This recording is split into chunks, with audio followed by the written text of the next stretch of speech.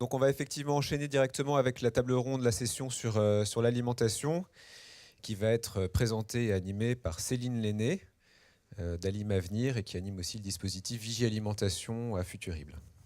Bonjour à tous, merci François. Donc effectivement, moi je vais essayer de nous projeter tous ensemble dans l'alimentation de demain, l'alimentation dans une vingtaine d'années. Comment notre assiette va évoluer? Elle va évoluer sous l'effet de plusieurs choses. Déjà sous l'effet des changements de goût. Et tout cela, c'est déjà des choses qu'on voit d'ores et déjà à l'œuvre, hein, des changements de goût et d'aspiration, notamment ces nouvelles aspirations dont on parle beaucoup aujourd'hui, aspirations aux produits bio, au local, à plus de végétal, des aspirations également à des questions un peu altruistes dont on a déjà un petit peu parlé précédemment, à l'éthique, à l'équitable aussi, à des rémunérations plus justes par exemple pour les producteurs. Et puis, elle va évoluer, cette assiette aussi, sous l'effet de contraintes.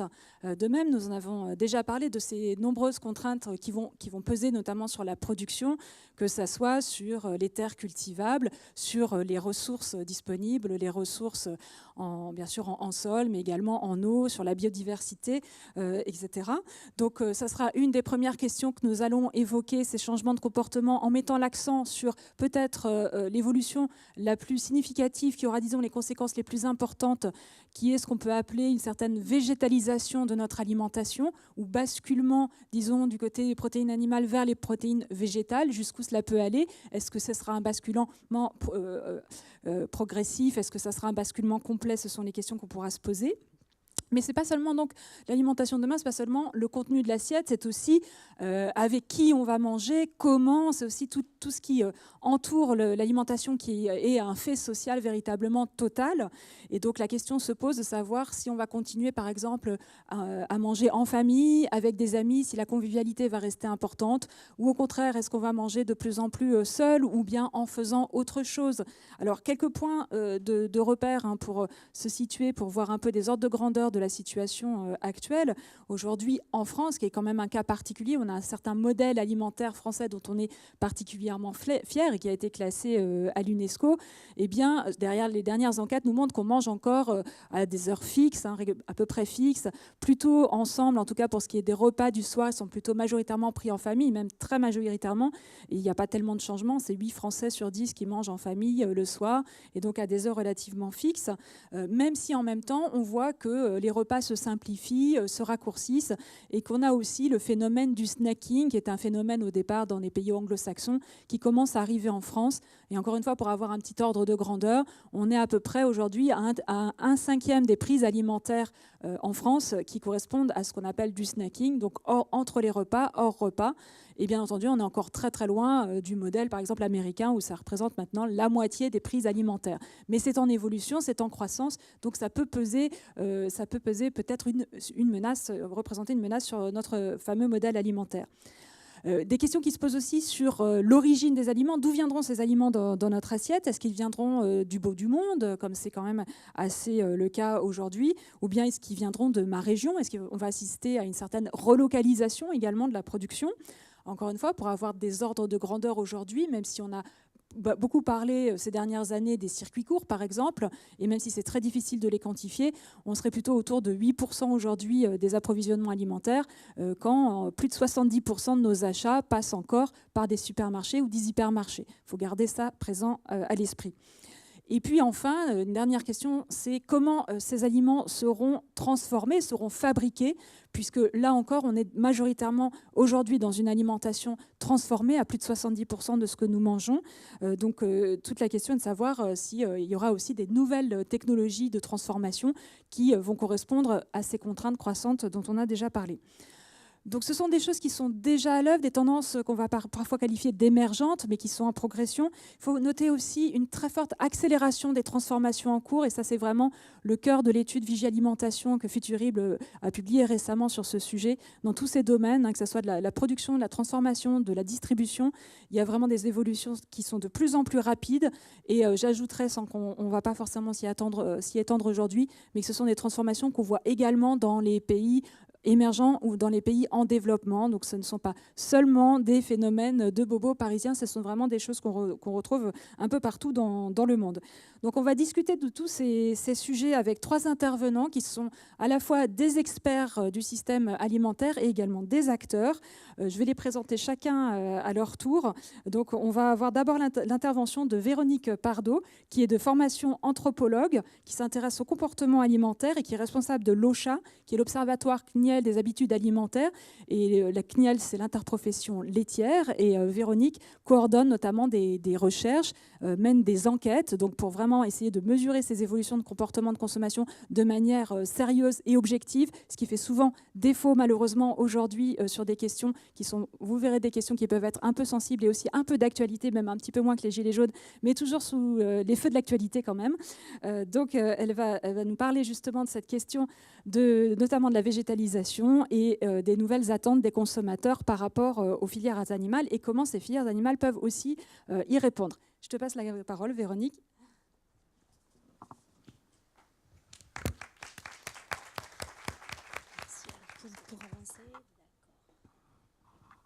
Bonjour à tous.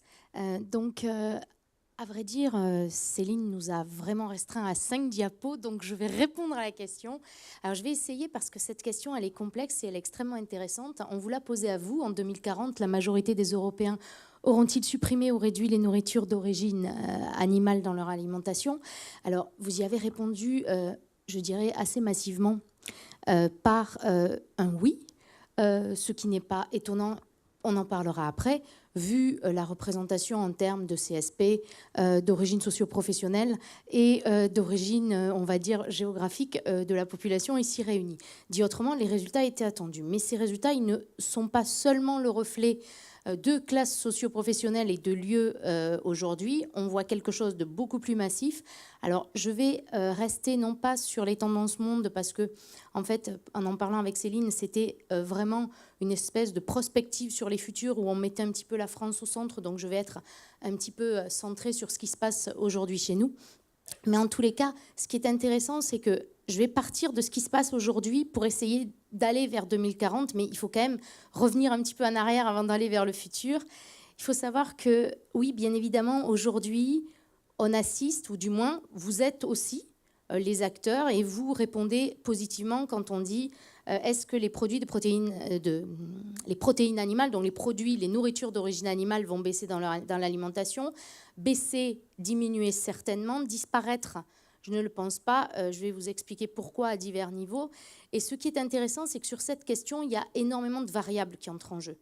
Et toutes ces variables, on va les voir s'entrecroiser dans les résultats que je vais présenter très rapidement. C'est des variables culturelles. Céline a parlé du modèle alimentaire français, générationnel, extrêmement importante sur ce sujet-là, environnementale, économique, financière.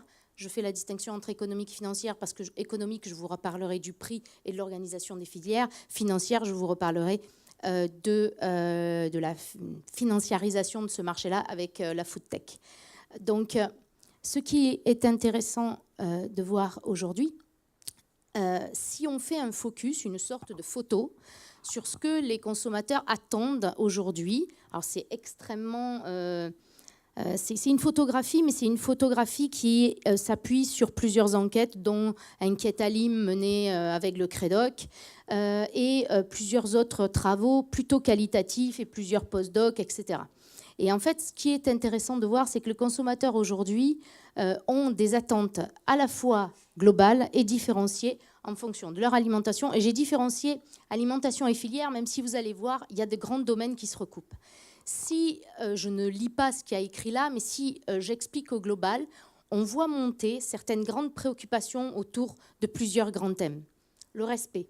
Ce respect, dans le respect, on entend l'éthique, on entend le caractère équitable. Et le caractère équitable, c'est aussi bien l'équitable vis-à-vis nord-sud, mais c'est en interne également. C'est les exigences sur le juste prix payé aux producteurs. C'est donc les enjeux au sein même des filières agroalimentaires et des filières d'élevage. Donc, on a dit respect, mais respect aussi des engagements quelque part.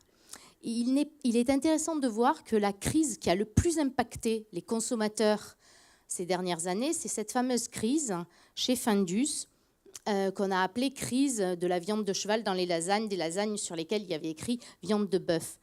Il n'y avait aucun risque sanitaire dans cette crise. Il n'y avait aucune mise en danger ni de la vie, ni de la santé d'autrui. Ce qui a été rompu à ce moment-là, c'est sans doute ce qui est le plus important, c'est le contrat de confiance entre le consommateur et une filière ou un produit. Et en fait, cette question de la confiance, cette question de l'éthique sont des questions centrales aujourd'hui. Je vous ai mis aussi quelques points qui sont extrêmement importants quand on se rattache à la population générale et pas à des niches de population. Le prix reste un fondamental dans les choix alimentaires aujourd'hui. Tout à l'heure, l'intervenant de chez Michelin, en plaisantant, a dit « on est prêt à payer plus pour un yaourt bio, mais pas pour un pneu bio ». Pas tout à fait. Tout le monde, toutes les catégories de population ne sont pas prêtes encore à payer plus pour un produit soit biologique, soit plus équitable, soit plus local, etc. Et en fait, cette différenciation selon le niveau de revenu, le niveau social, l'origine et les catégories socio-professionnelles reste extrêmement importante. Enfin, dans tous ces éléments qui finalement s'entremêlent pour faire justement ce que tu appelais ce phénomène social total, c'est qu'en fait, aujourd'hui, effectivement, plusieurs points, donc éthique, santé, respect, la qualité, tout ça, ça en fait partie, et également des choses qui émergent et qui sont extrêmement importantes dans notre société, la question animale, donc bien évidemment qui a un impact direct sur les nourritures d'origine animale, mais également aussi des questions qui vont avoir un impact sur ce qui est proposé à la place des nourritures d'origine animale. Quand aujourd'hui on voit que les consommateurs sont extrêmement inquiets, attentifs sur les process de fabrication et sur l'ultra-transformation, il faudra aussi, puisqu'on est dans une démarche de prospective, se questionner sur l'avenir de la food tech qui aujourd'hui est présentée comme un substitut possible à la viande ou aux produits laitiers ou aux œufs. Donc vous voyez, question complexe, on ne peut pas y répondre tout à fait comme ça, mais par contre, tous ces points-là sont à prendre en compte dans ce qui, un jour, fera la réponse. Dans une étude que j'ai menée à l'OCHA avec Jean-Pierre Poulain et le CREDOC en 2016 et 2017, Inquiète Alim, c'était sur les inquiétudes alimentaires. J'ai pris que les viandes parce que, encore une fois, j'aurais pu aussi présenter d'autres produits parce qu'on ne s'était pas du tout focalisé sur les viandes. On a traité des inquiétudes au sens général du terme, sur les viandes, bien évidemment, produits laitiers, mais également céréales, fruits et légumes, etc. Rapidement, l'inquiétude majeure des consommateurs sur la partie végétale, c'est la question des pesticides et des intrants chimiques. Pour ce qui est des produits animaux, je n'ai pas mis les produits laitiers, j'ai mis la viande. Pour ne pas être accusée de manque d'objectivité, j'ai fait exprès de ne pas mettre les produits laitiers parce qu'il se trouve que les produits laitiers avaient un taux d'inquiétude qui était beaucoup plus faible. C'est-à-dire qu'il y a uniquement 16-17% des Français, population générale, qui n'ont pas d'inquiétude sur la viande, alors qu'il y a c'est moitié-moitié pour les produits laitiers. Il n'y en a que 50 qui ont des inquiétudes, alors que pour la viande, tout le reste a des inquiétudes particulières. Aujourd'hui, et il y a une forte évolution parce qu'on a barométré un petit peu cette étude, on a des données en 2013 par exemple, et la forte évolution elle est là. C'est qu'en 2016, on a 2 pôles majeurs d'inquiétude sur les viandes, c'est l'hygiène et la fraîcheur et le bien-être animal. Alors attention, pour les gens, bien-être animal, il y a plusieurs choses dedans. C'est plus ou moins mélangé et c'est pas évident de faire la distinction. Ça peut être aussi bien les conditions d'élevage que, en l'occurrence pour les viandes, les conditions d'abattage. Donc vous voyez, je vous parlais tout à l'heure de la question de la santé, de la question du respect, de l'éthique et de la question animale. On le voit très clairement. Aujourd'hui, ces débats-là cristallisent les inquiétudes autour des viandes. On continue. Toujours pour aller dans le sens de la question qui nous a été posée, j'ai mis 2 études en parallèle, mais vous allez voir que ce chiffre-là, on va dire entre 25 et 30, on le retrouve aujourd'hui à peu près dans toutes les études croisées différemment.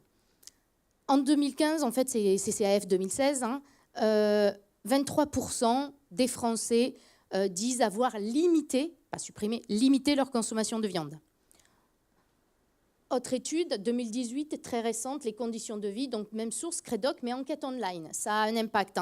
On sait qu'en ligne, on ne dit pas les mêmes choses qu'en tête-à-tête ou qu'au téléphone, etc. Donc, 35% aujourd'hui en 2018 disent limiter leur consommation de viande. Moi, ce que je trouve intéressant, c'est qu'on est dans la limitation. Si on est sur la question de la suppression de la consommation de viande, on a des données récentes, on est autour de 3-4% des Français qui ne consommeraient plus de viande. Et encore, ces Français qui se disent, entre guillemets, végétariens, parce que j'utilise le terme, mais eux se disent ou ne se disent pas végétariens, ils peuvent dire qu'ils ne consomment pas de viande tout simplement. Sur ces 3-4%, il n'y en aurait que 2 qui vraiment n'en consommeraient jamais. Parce que, encore une fois, modèle alimentaire, culture, tout à l'heure je vous ai dit que c'était une variable. Il y a des grands événements de la vie sociale, il y en a plusieurs là qui arrivent très prochainement, où des gens qui se disent et qui se pensent et qui se projettent et qui ont une vraie éthique de vie, entre guillemets, végétarienne, consomment de la viande à Noël. Et nous disent, mais pour Noël, c'est différent. En fait, dans le repas familial, c'est la norme sociale qui prime. Et donc ça, c'est extrêmement intéressant aussi, parce que quand on répond à cette question, va-t-on limiter ou supprimer? C'est pour ça que je vous dis, le supprimer, il me semble extrêmement fort. Ça concernera une petite partie de la population qui va sans doute un petit peu évoluer, mais c'est à la marge. Par contre, la limitation ou la baisse, sans doute, mais en tous les cas, en prenant en compte tous ces éléments qui sont des éléments majeurs dans l'évolution des consommations. Et autre chose, alors ça, on en parlait à midi, je n'avais pas du tout prévu d'en parler, on en parlait avec François Bourse et Véronique Lamblin à table. Ce matin, il y a un anthropologue du Musée de l'Homme, donc du Muséum, qui nous a parlé de l'évolution à très très long terme, en nous parlant de ce formidable os sphénoïde, qui a un peu une forme d'oiseau, qui est assez magique, et qui, lorsqu'il a bougé, a libéré la boîte crânienne, mais aussi a aidé à notre posture debout. Mais il faut voir que si on regarde très loin, si on regarde comme ça sur le très long terme devant nous, il y a quelque chose qui est en train de se modifier et qu'on vit au quotidien. Vos grands-parents avaient leurs 4 dents de sagesse. Certains d'entre vous, certains d'entre nous, n'en avaient plus que 2. Nos enfants, nos petits-enfants, soit n'en auront plus, soit elles évoluent. Il y a une évolution aussi sur les canines, il y a une évolution sur la force des mandibules, il y a une évolution sur la mâchoire. Donc vous voyez aussi que notre corps s'adapte à ce que nous mangeons ou que ce que nous mangeons s'adapte à notre corps. Ça, après, je vous laisse libre de choisir. Sur les consommateurs européens, je voulais juste vous mettre ce prisme parce que ça participe aussi à la réponse. On l'a dit tout à l'heure. Nous ne sommes pas des consommateurs isolés. Dans un isolat, on est dans un ensemble extrêmement mondialisé. On bouge, on est mobile. Et donc, on est aussi un petit peu plus perméable à tout ce qui se passe autour de nous. Et on voit que, et alors là encore une fois, alors on n'est pas les seuls, mais la France a une position assez marquée sur le sujet. On voit que les grandes inquiétudes, et je n'aurai pas le temps, mais il faudrait vraiment distinguer quand on parle de cette question, les inquiétudes des consommateurs, les risques inhérents à la consommation d'un produit, et les comportements alimentaires et toute l'éthique alimentaire qu'il y a autour. Ce n'est pas les mêmes choses et il se trouve qu'on compare parfois des résultats d'études qui n'ont pas été posés de la même façon. Quand on parle à un consommateur et qu'on lui demande « Pensez-vous qu'il y a des risques à consommer de la viande ?», tout de suite, dans son cerveau, le focus, il est sanitaire. Quand on lui parle « Avez-vous des inquiétudes ?», le focus se déplace et il est beaucoup moins sanitaire, il est beaucoup plus éthique. Donc, regardez, ça c'est intéressant au niveau européen parce que ça aura aussi un impact à horizon 2040. On voit que la question du bien-être, la question éthique animale est très, très, très présente dans les pays, on va dire, nordiques et Grande-Bretagne. Historiquement, ça s'explique. Ça diffuse, effectivement, là, vous ne le voyez pas sur la carte, en France, en Allemagne, etc.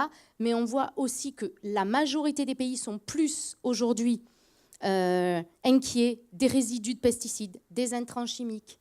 Et arrive aussi, alors, pays du Sud, mais pas seulement, la question des additifs dans les aliments ou les boissons. Donc vous voyez que tout cet ensemble-là joue dans ces risques alimentaires, ou du moins ces peurs et ces questionnements qui vont influencer notre consommation ou pas de produits animaux à l'avenir. Vraiment, j'ai mis en non-conclusion parce que il y a plein d'autres choses qui ne sont pas sur cette slide. Et juste parce que j'ai déjà présenté une slide comme ça, je tiens à dire que quand, en tant qu'anthropologue, j'utilise le mot militant, il n'est pas négatif. On peut être militant pour et militant contre. Donc en fait, il est simplement, ce sont des gens qui s'engagent pour une cause. Il y a des attentes sur les nourritures d'origine animale en particulier. Il y a des attentes qui sont liées à plusieurs niveaux. Certes, cette préoccupation qui est extrêmement grandissante sur le bien-être animal, conditions d'élevage, techniques d'élevage, techniques maîtrise de la douleur, techniques d'abattage, questions d'abattage, etc.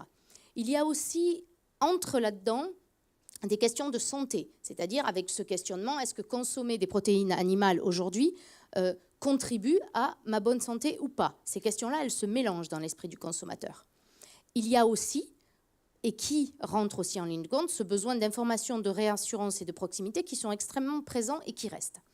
Mais ce que l'on voit avec les inquiétudes sur les pesticides, avec les questionnements sur toutes les filières, en fait, c'est aussi, surtout aujourd'hui chez les consommateurs, une vraie remise en cause de tous les modes de production et de tous les modèles de production. Donc en fait, si on se projette à 2040, il faut se projeter aussi dans l'évolution de ces modèles et dans la pérennité ou non du modèle actuel, et dans la façon dont les filières vont se positionner pour faire évoluer ces modèles dans le bon sens.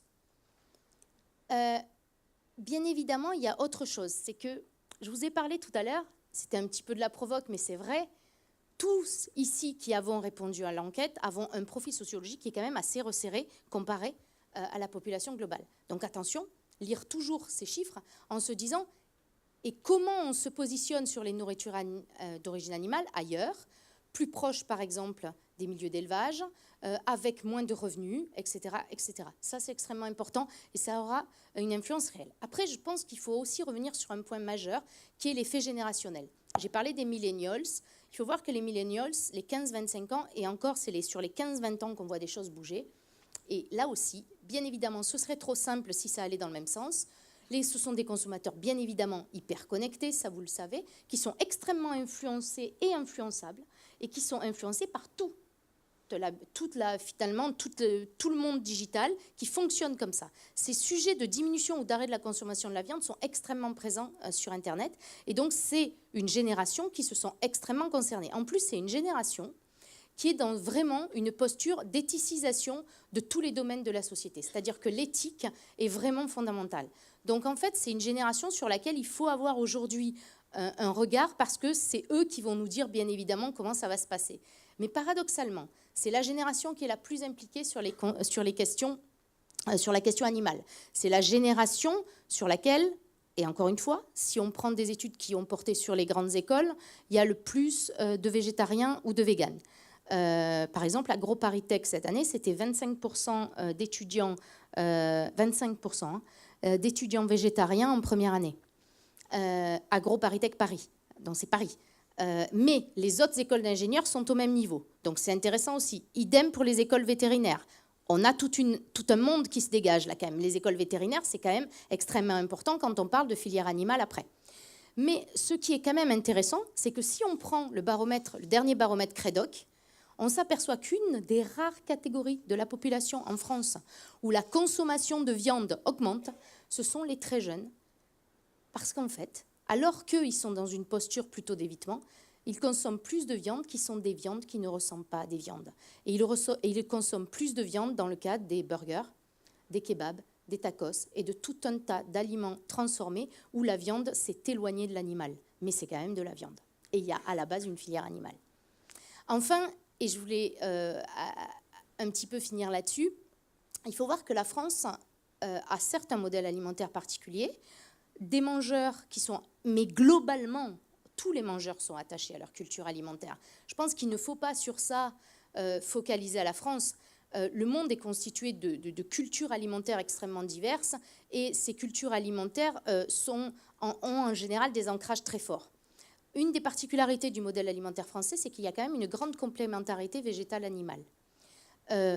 Cette végétalisation, elle ne date pas d'aujourd'hui. Aujourd'hui, on y met un focus parce qu'elle prend une ampleur particulière et parce qu'il y a d'autres phénomènes qui arrivent qu'il faudra prendre en considération pour répondre oui peut-être ou non peut-être à la question posée. C'est que peut-être qu'aujourd'hui, il s'est passé une sorte de croisement de toutes ces variables qui ont fait que ce sujet-là est vraiment, vraiment à l'ordre du jour. D'autre part, c'est la première fois dans l'histoire de l'alimentation que des investissements pour trouver de nouveaux produits a atteint de tels niveaux. Les records d'investissement dans la food tech, notamment par les GAFA, vous savez, c'est les grands géants du web ou du digital américain, ont atteint des niveaux énormes ces 2 dernières années. Dit autrement, il y a un très très très gros effort financier vers les nourritures de substitution, vers ce qu'on appelle finalement ces technologies de végétalisation, vers des protéines de substitution aux protéines animales. Protéines de substitution qui sont aussi bien viande que lait ou produits laitiers. Et ce qu'il me semble intéressant du coup d'ajouter, c'est qu'on a aujourd'hui une congruence de beaucoup de choses, mais on a aussi des demandes des consommateurs qui montent, qui vont peut-être à un moment se retrouver en contradiction. Ainsi, alors qu'on voit arriver très fortement une critique des produits ultra transformés et des process technologiques, l'offre de substitution de la food tech est surtout basée sur du cracking et sur des produits ajoutés et sur des produits ultra transformés. Donc, soit c'est un modèle possible, il y a d'autres modèles avec la végétalisation qui sont un retour vers une végétalisation où on obtient des protéines tout simplement avec une consommation d'un mélange de légumineuses et de céréales. Mais le choix aujourd'hui économique et financier va plus vers une végétalisation vers la food tech qui peut entraîner chez le consommateur des réticences dues aux demandes aussi qui émergent sur la naturalité, le local et des process de transformation light. Donc globalement, j'ai essayé de répondre en mettant tous ces éléments finalement ensemble.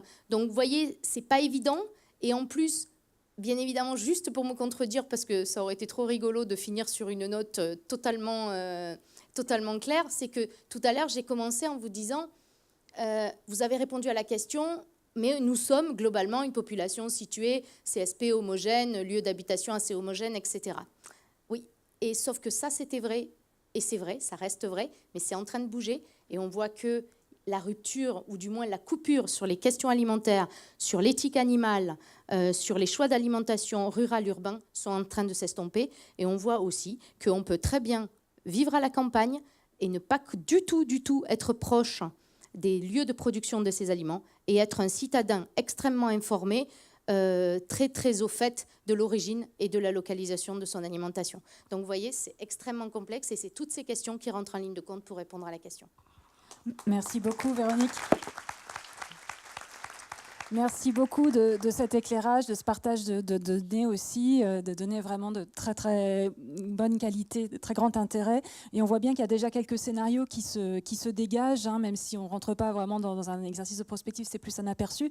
Et du coup, comment des entreprises peuvent justement se positionner par rapport à ces scénarios? Tout à l'heure, on a entendu Michelin sur la mobilité, c'était très très intéressant. Mais je vais demander à un grand groupe agro-industriel dont vous connaissez peut-être pas le nom comme ça, parce que ça évoque peut-être pas forcément quelque chose à tout le monde, le groupe Bell, mais en fait, peut-être que vous en avez dans vos frigos, puisque si vous avez acheté de la vache qui rit, des mini Babybel ou des Babybel, du boursin ou d'autres fromages de cette sorte, eh bien en fait, c'est le groupe Bell qui les fabrique. Et je vais demander à Jean Favre, qui est son directeur Open Innovation et Prospective, de venir nous expliquer un peu justement comment dans l'industrie agroalimentaire, le micro est là-bas si tu veux, Jean, comment on peut se projeter, comment on peut prendre en compte justement ces différents scénarios, et y compris même des ruptures possibles. Merci Véronique. Donc Véronique a pu faire le trajet entre le présent et le futur. Donc je suis ravi d'être avec vous pour démarrer par le futur. Pour regarder le futur en 2 minutes 30, ce que je vous propose, c'est de fermer les yeux et d'écouter une petite bande sonore d'un futur possible. Et je la commenterai par la suite.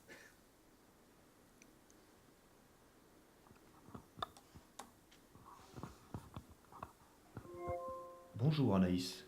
Nous sommes le 24 octobre, J-3 avant la Food Tech Week de Dijon. Sans contre-ordre vocal de votre part, la radio se déclenchera dans 4 minutes. Oh, salut Alexa. Il est déjà 7h40 ? Décidément, je ne serai jamais du matin. Pas de radio aujourd'hui. Par contre, je meurs de faim. Tu as prévu quoi pour le petit déjeuner ? Selon vos préférences, Amazon Extra Fresh vous livrera d'ici 25 minutes le smoothie du jour. Pulpe d'aloe vera, grains de grenade et canneberge cultivés dans la ferme urbaine de la Tour First à la Défense. Ah, décidément, tu me gâtes, Alexa. Bon, qu'est-ce que je dois savoir pour aujourd'hui ?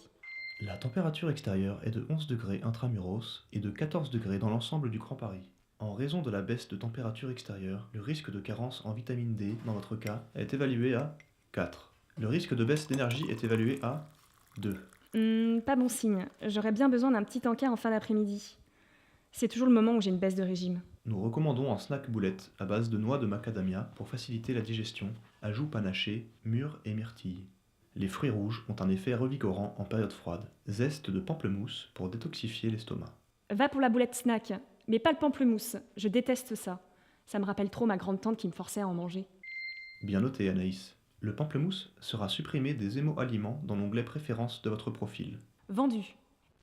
Je vous propose d'arrêter là en fait cette séquence, je pense que vous l'avez très bien comprise. Quand j'ai diffusé cette séquence-là à mon groupe de travail, en fait, il y a eu des réactions extrêmement diverses, de la révulsion à l'adhésion totale. Donc c'était quand même assez étonnant de voir cela, mais du coup, sans entrer dans le détail hédonique de est-ce que j'aime pas ce futur, je préférais garder 3 questions pour aujourd'hui à échanger avec vous.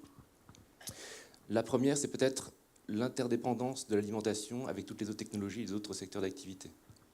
Au travers de cet exemple-là, ce qu'on peut constater, c'est la disponibilité de l'alimentaire, c'est sa livraison jusqu'au point de consommation, c'est le dernier kilomètre.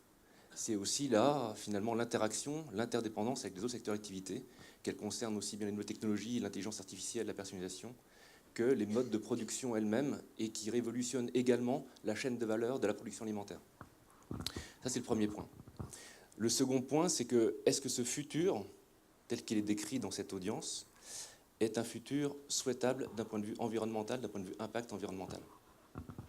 Peut-être que c'est ce que l'on souhaite avec l'interconnectivité, la connectivité à outrance, mais ce n'est pas certain que ce soit le mode de production alimentaire et de consommation alimentaire que l'on souhaite quand on regarde à 1, 2 ou 3 générations.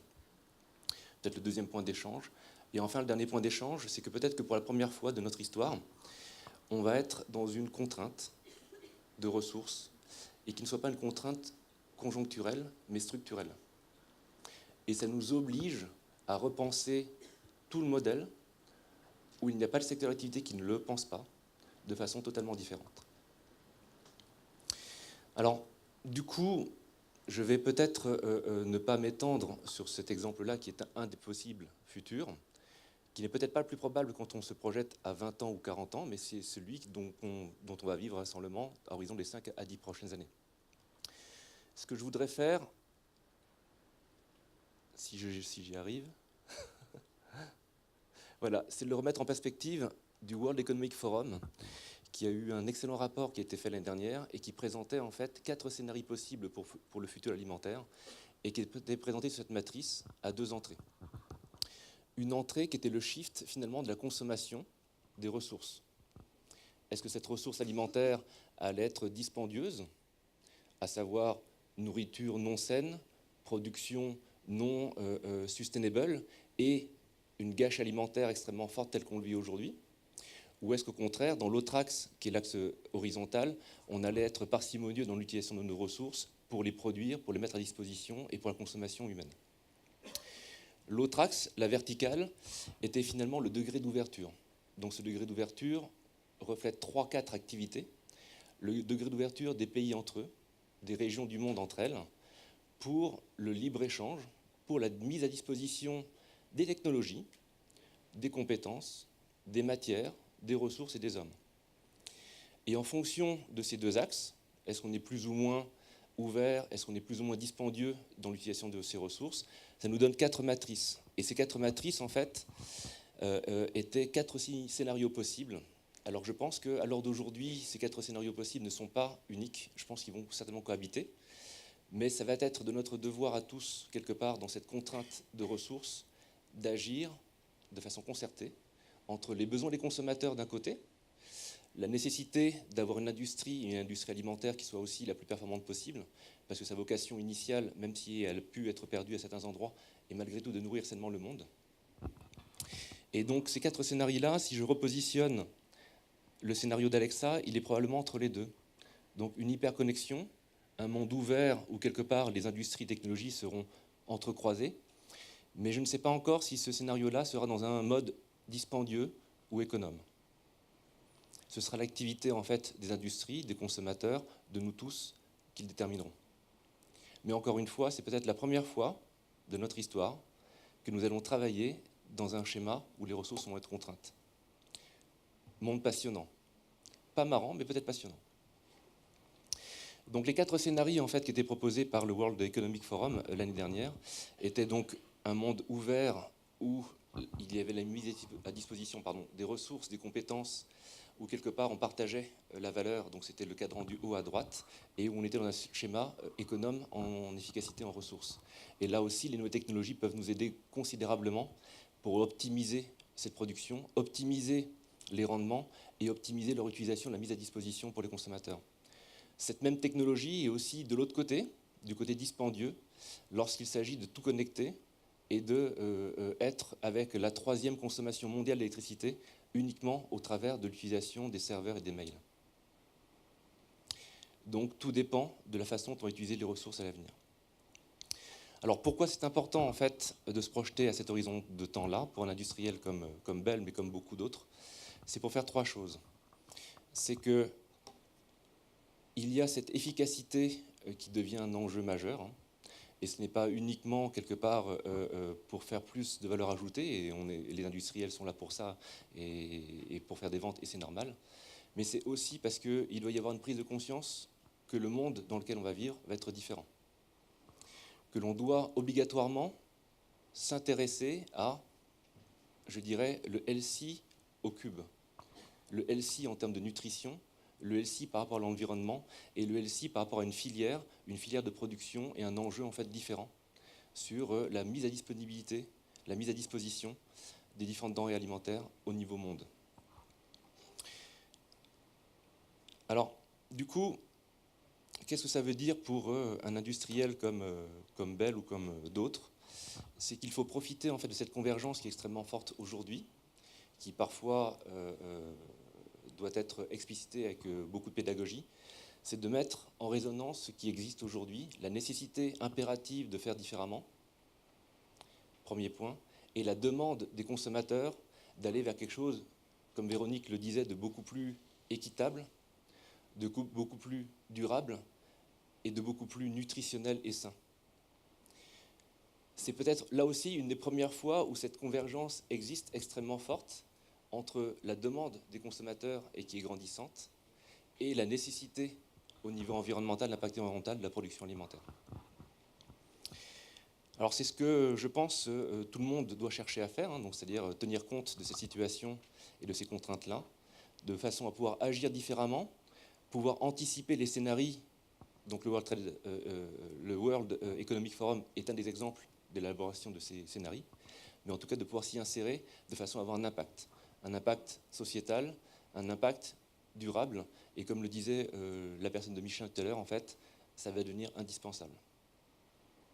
Indispensable pour pouvoir nourrir la population croissante, pour pouvoir la nourrir sainement et avec un impact environnemental le plus faible. Alors voilà ce que je peux vous évoquer. Donc ça répond que partiellement à la question de Céline, mais je pense qu'elle était complexe, vous me l'accorderez. Mais en tout cas, c'est ce que nous avons tous à faire, et c'est pour ça que la première page de mon introduction était qu'il fallait agir. Merci. Merci.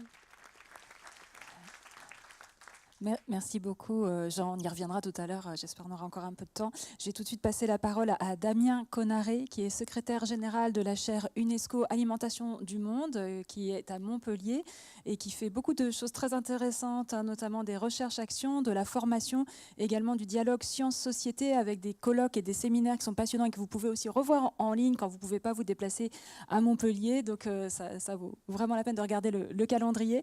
Je passe tout de suite la parole à Damien sur la question des politiques alimentaires urbaines et de cette question de jusqu'où on pourrait éventuellement relocaliser à la fois la production et la consommation. Merci encore, merci Céline pour cette invitation. C'est toujours un plaisir de partager quelques réflexions en public avec vous. Donc vous avez voté, vous l'avez noté, vous aussi, vous avez confirmé ce grand engouement qu'on connaît aujourd'hui vers plus de local, voilà, de consommer local. Donc je vous ai montré quelques petites campagnes, pêle-mêle, vous voyez, en Vendée. Le beurre vendéen, on sait d'où il vient. Manger local, c'est pas banal. Dans le département de l'Aude, manger local, c'est oufissime. Nos voisins de Suisse, là, les Genevois, les produits genevois, je ne vois que ça. Et puis en Ile-de-France, alors un peu moins drôle, presque identitaire, hein, mangeant local en Ile-de-France, des produits d'ici, cuisinés ici. manquerait plus par des gens d'ici. Enfin, quand même, ils n'ont pas osé ce grand écart. Mais enfin, vous voyez, donc un grand engouement pour le local et un grand engouement qui s'explique entre autres par le système alimentaire, disons pour faire court, agro-industrialisé dominant, tel qu'il s'est développé ces 50 dernières années, et dont on peut considérer qu'il a créé une certaine forme de distance entre le producteur, l'aliment dont est tiré les productions, et le consommateur final. Des formes de distanciation qui sont multiples, à la fois géographiques, Céline l'a rappelé tout à l'heure, effectivement des approvisionnements qui arrivent de plus en plus loin, une forme de distanciation économique avec la multiplication des intermédiaires dans la chaîne alimentaire. Donc ce qui est heureux, c'est à la fois le développement d'un tissu fort et dynamique dans un pays comme la France, l'industrie agroalimentaire. Ça peut aussi causer quelques petits soucis. Véronique l'a souligné avec une crise chez un industriel qui peut effectivement plaider la bonne foi de ne même plus savoir d'où vient sa matière première pour ces aliments transformés et finalement nous servir de la viande de cheval plutôt que de la viande de bœuf, parce qu'il y a un nombre quasiment stupéfiant d'intermédiaires entre l'approvisionnement pour cette filière.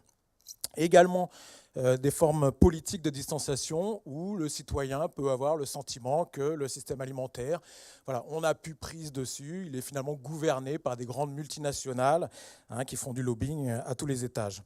Donc tout ça, finalement, a confiné à une forme d'invisibilisation croissante de l'alimentation. Elle n'est plus tellement visible. Finalement, le système a rendu un petit peu abstrait la façon dont nos aliments sont produits et encore plus la manière dont ils ont été transformés, et peut créer à nouveau une forme de distanciation cognitive qui fait que le mangeur ne sait plus vraiment ce qu'il a dans son assiette et crée une certaine forme d'angoisse, voire même de défiance. On la voit pointe de plus en plus vis-à-vis de l'industrie agroalimentaire. Alors, ce qui est intéressant, c'est que il y a à la fois cette demande de relocalisation, puis dans le même temps, de manière concomitante, on a vu que les villes prennent un poids croissant, évidemment un poids économique, beaucoup de la richesse du monde est concentrée dans les villes, un poids politique. On le voit, y compris sur des questions de biens communs, comme le climat par exemple, on voit que les villes sont capables de prendre des mesures très fortes en matière, par exemple, de limitation des émissions de gaz à effet de serre, bien plus que les États-nations qui négocient aux Nations Unies, par exemple, sur la négociation climat. Et puis, évidemment, un poids démographique énorme. Vous le savez tous, depuis 10 ans, le monde est urbain. Il y a plus d'urbains que de ruraux. Et les perspectives démographiques, si elles se vérifient, considèrent qu'à l'horizon 2050, nous devrions être 2/3 d'urbains sur la planète, ce qui est évidemment considérable. Alors, pour ce qui nous concerne, sur la question alimentaire, ce qui est intéressant, c'est que les villes concentrent un certain nombre de ressources tout à fait intéressantes pour innover en matière d'alimentation. C'est d'abord, on l'a dit donc tout à l'heure, des richesses, mais c'est aussi des lieux, souvent des lieux de savoir, des infrastructures, des lieux de diversité culturelle, ce qui est souvent très intéressant pour l'alimentation, et puis des lieux de production de biomasse qui peut être recyclée pour l'agriculture. Donc tout ça, autant de ressources pour l'innovation qui sont portées par des citoyens, par des entreprises et plus récemment, directement par des pouvoirs publics locaux, par des villes qui prennent en main leur alimentation, qui lancent des politiques, des stratégies autour de l'alimentation avec un intérêt particulier qui fait que l'alimentation, qui a de multiples dimensions, touche à de très nombreux secteurs, que ce soit le développement économique territorial, l'environnement, la gestion urbaine, la gestion des ressources en eau, la gestion des déchets, l'éducation, la santé, évidemment la justice sociale, la solidarité avec les plus démunis. Donc l'intérêt de lancer des politiques alimentaires. Et en la matière, il y a une ville pionnière qui, dès le début des années 90, Belo Horizonte, au Brésil, une ville assez grande, 2 millions d'habitants. Donc à l'époque, le Brésil est encore considéré comme un pays en développement. Et dans cette ville sévit une forte insécurité alimentaire. Des gens ont faim, souffrent de sous-nutrition. Et un maire relativement progressiste considère que ce n'est plus admissible dans un pays comme le Brésil que des gens soient dans une telle situation d'insécurité alimentaire. Avec un autre paradoxe qui est que la ville est entourée d'une ceinture productive peuplée de petits agriculteurs qui sont tout aussi pauvres. Donc il imagine, comme vous pouvez le penser, un programme gagnant-gagnant où les pauvres de la ville seraient nourris par les pauvres agriculteurs périurbains. Et donc un certain nombre de mesures ont été prises par les pouvoirs publics, directement subventionnées par les pouvoirs publics, comme des restaurants populaires, comme on le voit sur sur la slide, qui sont directement subventionnés par la ville, des marchés paysans, des programmes de santé, etc. etc. Donc ce qui est intéressant, c'est que c'est voilà, une ville qui a innové, et ce programme, si vous le connaissez peut-être, qui s'appelle Fin Zéro, qui a été après décliné tout au long des années 2000, qui risque malheureusement fort d'être remis en cause, mais en tout cas qui a été après déployé sur à l'échelle de tout le pays. Alors depuis, il y a beaucoup d'autres villes qui ont voilà, lancé des politiques alimentaires aux États-Unis avec la création de nombreux conseils politiques de l'alimentation, des conseils locaux de l'alimentation qui sont souvent adossés aux conseils municipaux. On a vu en Europe voilà, beaucoup de villes aussi qui sont lancées dans des stratégies alimentaires. Tant et si bien qu'il y a eu la signature d'un pacte, un pacte international dit le pacte de Milan, où des villes s'engagent. Donc c'est aujourd'hui plus de 180 villes dans le monde, de villes qui s'engagent de manière volontaire à améliorer l'alimentation sur leur territoire. Alors c'est dire que la ville de demain reprendra le contrôle de son alimentation. Donc regardez voilà, les images futuristes de ce que serait Paris demain. Alors on le doit à un architecte. Donc imagine voilà, une ville très productive avec ses fermes urbaines. Quand il est question d'alimentation en ville, évidemment, c'est souvent réduit au spectre de la question productive. Et donc l'idée de produire en ville à travers ces fermes verticales. Bon, personnellement, j'ai quelques doutes. Je ne suis jamais très fan des solutions comme ça technologiques. La question de l'alimentation est beaucoup plus complexe que ça. Et considérer simplement que voilà, on va manger des salades dans 20 ans, ça me paraît un peu réducteur. Donc la ville de demain qui s'occuperait de l'alimentation, évidemment, doit s'occuper d'un vaste nombre de sujets, je l'ai évoqué tout à l'heure. C'est bien plus complexe et donc c'est la question de la gestion du foncier, préserver du foncier productif en dehors de la ville. C'est ce que fait par exemple Lausanne, qui est pour des raisons historiques anciennes, propriétaire de vastes surfaces agricoles qui sont d'ailleurs relativement éloignées, mais qui avaient été pensées déjà à l'époque pour l'approvisionnement de la ville. C'est évidemment toutes les questions de logistique d'approvisionnement qui sont assez cruciales aujourd'hui pour l'alimentation. Donc on a beaucoup d'innovations en la matière. Par exemple, en Allemagne, la ville de Dresde qui profite de sa ligne de tramway pour faire du fret pour l'approvisionnement alimentaire des épiceries en ville. C'est à Paris la navigation fluviale qui renaît certaines enseignes de distribution alimentaire qui réinvestissent la Seine depuis les grandes centrales de la Marne. C'est beaucoup d'innovation aussi en termes de justice sociale, de solidarité avec les plus démunis. Je l'ai montré là sur le cas de Porto Alegre. C'est les questions de l'approvisionnement de la cantine scolaire, puisque les villes ont la gestion des cantines scolaires. Donc évidemment, l'approvisionnement, les appels d'offres pour approvisionner les cantines sont un formidable outil dont disposent les villes pour gérer leur alimentation. Je vais prêcher pour ma paroisse. À Montpellier, un grand travail est mené. La ville a lancé une politique agroécologique alimentaire et notamment privilégié des approvisionnements locaux autant que faire se peut, et notamment sur la filière pain. Donc un appel d'offres a été lancé, remporté par un réseau de boulangeries sociales et solidaires qui donc approvisionne toutes les cantines de la ville en pain bio, produit localement et en plus dans des entreprises solidaires, ce qui fait triple bénéfice. C'est aussi des nouveaux modes de distribution, comme les coopératives de consommation alimentaire. Et puis, ce serait une ville métabolique qui n'oublie pas de recycler ce qu'elle rejette. Là aussi, retour à l'ancien temps. Je ne sais pas si vous connaissez cette histoire de l'Arpajonais. Je l'ai découvert récemment, mais donc un tramway en fait, qui remontait depuis Arpajon jusqu'au ventre de Paris, jusqu'aux Halles, et donc le long de la Nationale 20, et qui ramassait toutes les productions légumières de cette vaste vallée du sud de la région parisienne, et qui repartait de Paris chargé du crottin de cheval pour aller alimenter les terres agricoles. Voilà, donc ce serait cette ville métabolique qui n'oublie pas de recycler ce qu'elle a consommé. Et cette ville, ça pourrait être Cytopia. Vous voyez, je reviens plutôt vers le passé. Moi, j'ai toujours un peu la crainte de ces images technologiques du futur. Peut-être aussi, je suis de cette génération qui a vu 2000 comme une espèce d'horizon indépassable. On nous promettait monts et merveilles dans nos usages du quotidien qui ne sont pas arrivés tant que ça. Donc finalement, petit détour par le passé. Et donc là, très inspiré par cet ouvrage de Caroline Steele qui s'appelle « Ville affamée, comment l'alimentation façonne nos vies ».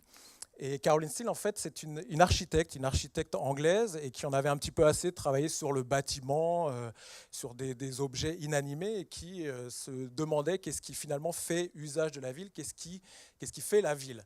Et contrairement à l'idée où souvent voilà, on va se rabattre sur la question des transports qu'on a vu précédemment comme usage de la ville, elle a pensé à l'alimentation. Avec une question, un constat un peu simple de se dire, voilà, j'habite dans une ville qui est Londres, le Grand Londres c'est 10 millions d'habitants, si tout le monde à Londres mangeait à sa faim, c'est-à-dire à peu près 3 fois par jour, c'est 30 millions de repas qui chaque jour devraient être produits, transformés, distribués, consommés, vendus, consommés, cuisinés, consommés, et dont il faudrait s'occuper des déchets. Et elle dit c'est quand même assez incroyable que ce miracle arrive chaque jour, qu'il doit se reproduire chaque jour, et que finalement on ne le voit pas, quasiment pas. Que finalement l'alimentation n'est plus tellement présente dans la ville, contrairement à ce que, et c'est pour ça qu'elle revient dans l'histoire, ce qu'était la ville organique, elle appelle la ville organique, la ville pré-industrielle, où l'alimentation était complètement présente, complètement visible. Bon, vous le savez bien, les marchés centraux, les halles au cœur de Paris, dans les villes du Nord, le marché sur la Grand Place, au milieu des 3 grands pouvoirs, politiques, économiques et religieux avec la cathédrale, qui regardent tous le marché central. C'est l'architecture, l'urbanisme, la forme de la ville créée pour les approvisionnements alimentaires. C'est les noms des rues. J'ai fait quelques recherches sur Paris, donc c'est la rue de l'Oseille, la rue des Vignes, la rue du Pont-aux-Choux, évidemment les Champs-Élysées, le quartier des Marais qui a donné son nom aux maraîchers. Voilà, donc cette ville, ce serait Cytopia, alors du grec cytos, qui est alimentation, et topos, qui est le lieu, donc le lieu de l'alimentation, qu'elle oppose justement à l'utopie, qui serait une espèce d'idéal inatteignable, difficilement atteignable. Cytopia, au contraire, c'est un objectif pratique, l'idée de retrouver avec l'alimentation des façons de repenser nos villes et la façon dont nous y vivons, ce qui serait aussi une manière de redonner la valeur à l'alimentation en la rendant à nouveau visible. Et donc là, voilà, quelques petites diapositives anciennes. Là, c'est 1943, les Tuileries, en pleine guerre, on produit des poireaux. Et puis en bas, la Bellevilloise, que vous connaissez probablement. Donc c'était une grande coopérative de consommation ouvrière et une des grandes, même la principale coopérative de consommation alimentaire, donc à la fin du 19e, début du 20e. Des choses qui réexistent aujourd'hui, dont il ne faut pas oublier qu'elles ont existé dans un temps ancien. Voilà.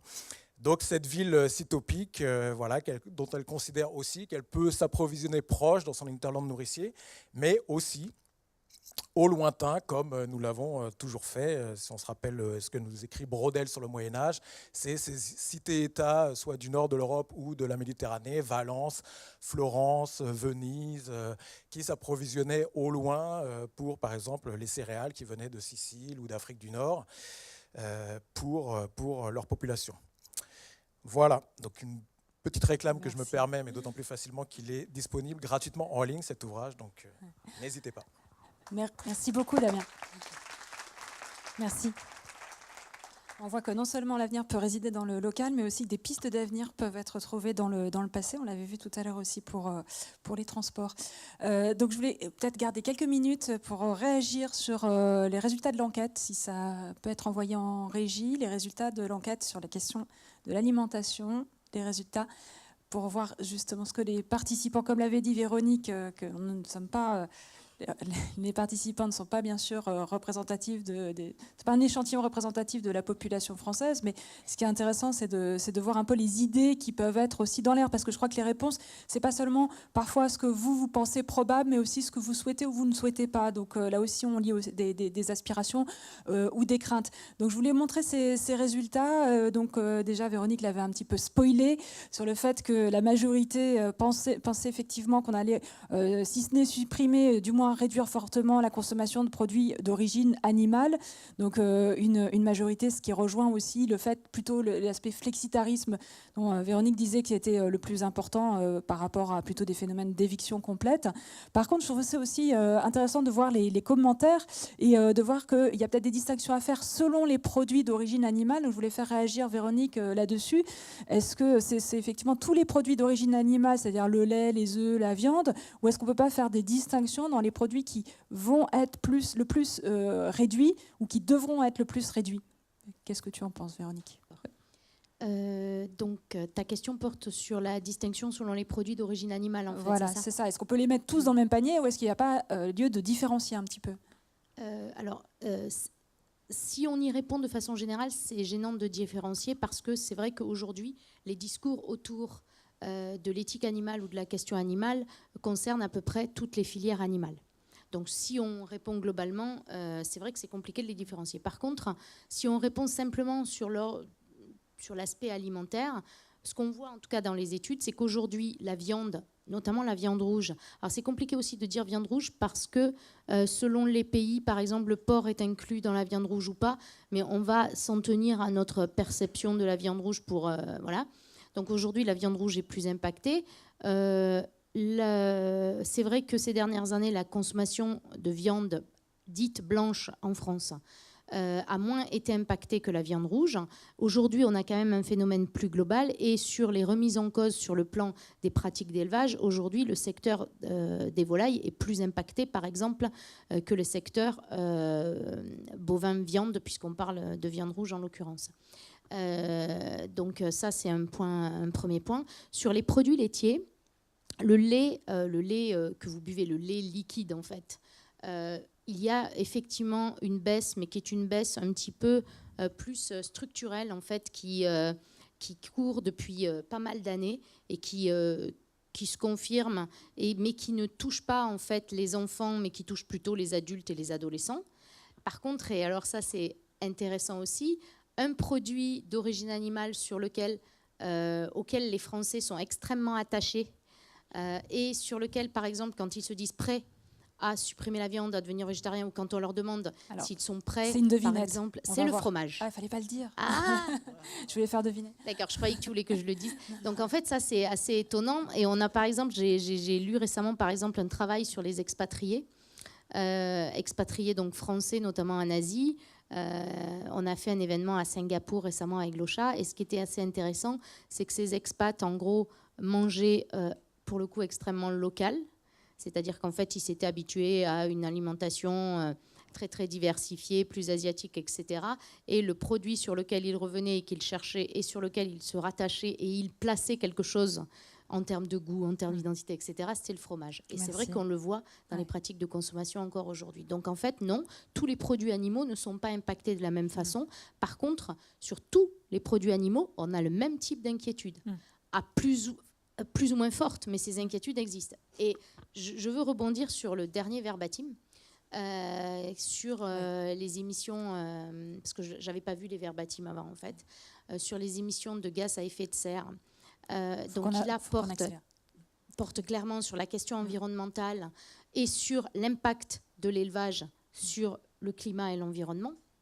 Il faut voir que, comme je l'ai dit tout à l'heure, en introduction, je disais que, bien évidemment, les choix d'organisation, les choix stratégiques des filières joueront sur la réponse à cette question.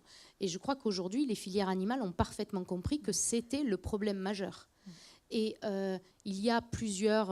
donc déjà, suite aux États généraux de l'alimentation et aux demandes du gouvernement, les filières aujourd'hui ont écrit des plans de filières, des plans de développement. Je vais parler plus de celui de la filière laitière que je connais mieux. Pour ce qui concerne la filière laitière, donc son plan filière a été acté. La filière s'est lancée dans une grande, ce qui s'appelle une RS, qui est une responsabilité sociétale filière. Et il y a une concertation avec des ONG qui va durer quand même pas mal de temps, qui commence à la fin du mois, qui a été longuement préparée sur deux grandes questions. Les questions environnementales, dans lesquelles il y a l'impact carbone, les gaz à effet de serre, etc.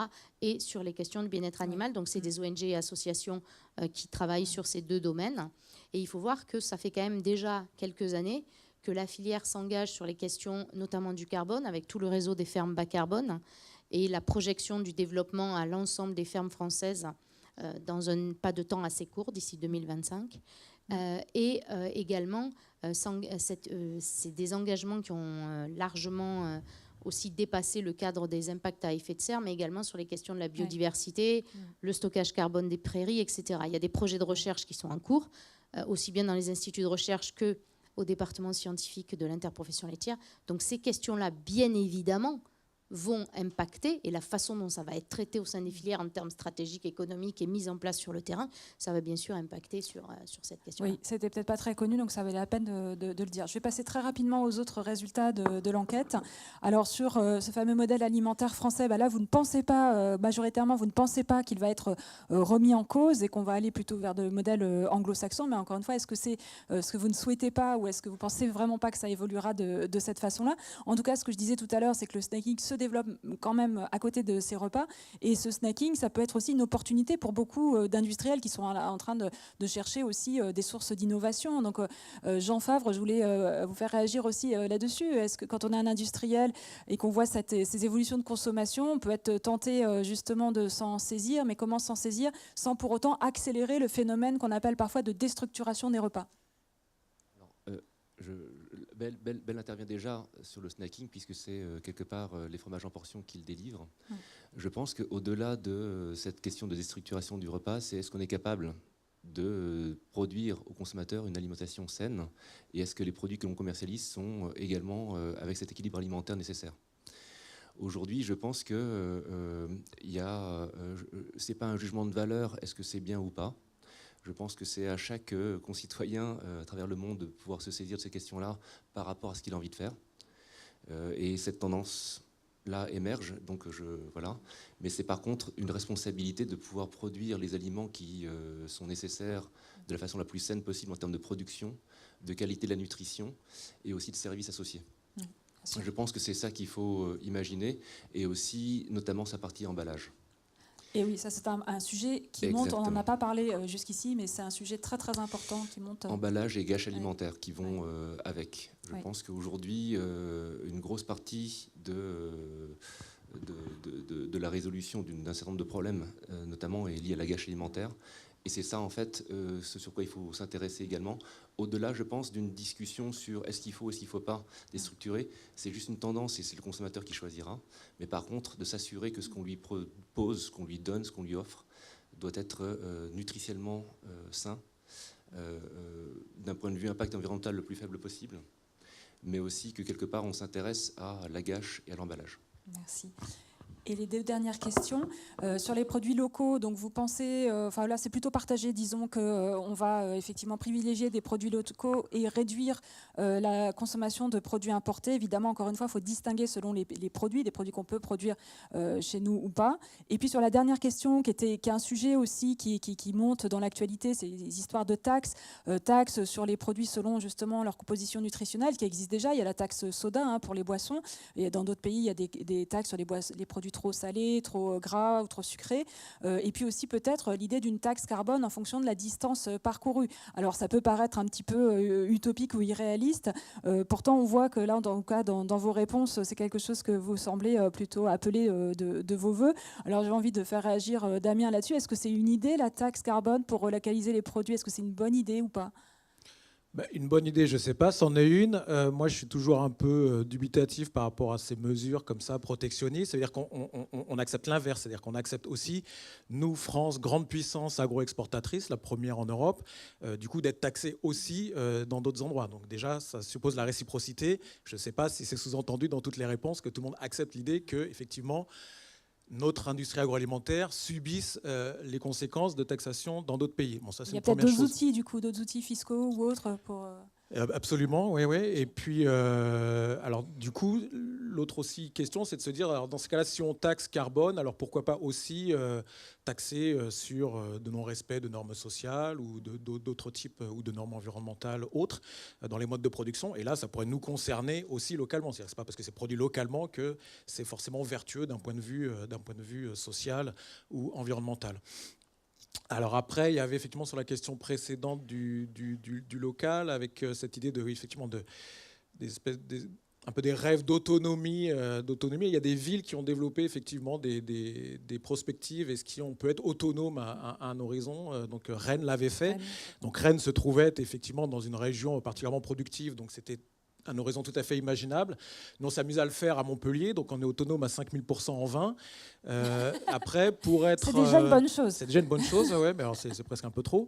Et puis, pour ce qui est de la surface qui serait nécessaire pour nourrir Montpellier, eh ben, on aurait en fait besoin de mettre en culture tout le département de l'Hérault, notre beau département, donc d'arracher toutes les vignes, et puis de nourrir personne d'autre que Montpellier. Donc voilà, ça donne une la petite idée. spécialisation des Et territoires. on n'a pas de fromage. Oui. Oui, non, mais on n'a pas grand-chose d'ailleurs.